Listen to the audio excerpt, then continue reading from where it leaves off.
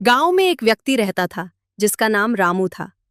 रामू बहुत मेहनती था और हर दिन ताज़ा और शुद्ध दूध बेचता था। यही उसकी खासियत थी। गांव के लोग उसे बहुत प्यार करते थे क्योंकि वह हमेशा ईमानदारी से दूध देता था। लोग अक्सर कहते, रामू का दूध सबसे अच्छा है, इसमें मिलावट का नाम नहीं। रामू मुस्कुराकर जवाब देता, मैं सिर्फ मेहनत पर भरोसा करता हूँ।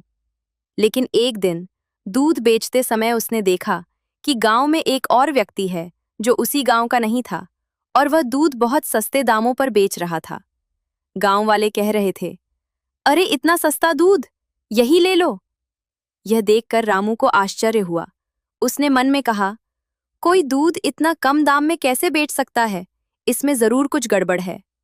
रामू घर जाकर इस बात पर लगातार सोचते हुए कई घंटे बिताने लगा। उसकी पत्नी सीता ने पूछा, क्या बात है, आज इतने परेशान क्यों हो? रामू बोला, गांव में कोई बहुत सस्ता दूध बेच रहा है, समझ नहीं आ रहा कैसे।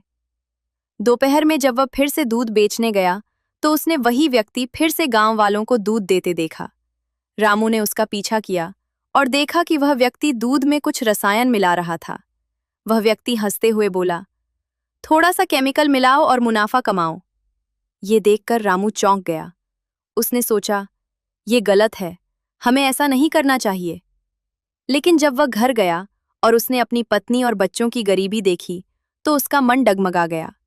उसने धीरे से कहा, अगर मैं भी ऐसा करूं तो शायद हमारे दिन बदल जाएं। अगले ही दिन उसने बाजार से रसायन खरीदे और डेयरी में नकली दूध बनाने लगा। खुद से बोला, बस थोड़ा सा ही मिलाऊंगा, और वह दूध उस व्यक्ति से भी कम दाम पर बेचने लगा। गांव वाले खुश होकर कहने लगे, रामू धन्यवाद, अब हमें सस्ता दूध मिल रहा है। लेकिन धीरे धीरे उसने और अधिक रसायन मिलाना शुरू कर दिया। शुरुआत में किसी को कुछ पता नहीं चला, लेकिन उसकी पत्नी सीता को शक होने लगा। उसने सोचा, 10 साल से यही काम कर रहे हैं, अचानक इतना सस्ता कैसे? उसने रामू से पूछा, सच बताओ, क्या बदल गया है? रामू ने नजरें चुराते हुए कहा, कुछ नहीं, बस किस्मत साथ दे रही है। जब सीता को महसूस हुआ कि कुछ गलत है तो उसने दूध की जांच करना शुरू किया। कुछ दिनों बाद उसने वही दूध घर पर पीना शुरू किया जो रामू गांव वालों को बेच रहा था। उसने दोनों दूध की तुलना की और हैरान रह गई। उसने दुख से कहा, ये तो धोखा है। उसने मन में ठान लिया कि अगर रामू अपनी ईमानदारी खो चुका है तो उसे सबक सिखाना होगा। सीता ने योजना बनाई। उसने गांव वालों को फिर से शुद्ध दूध देना शुरू किया और रामू को वही मिलावटी दूध देने लगी।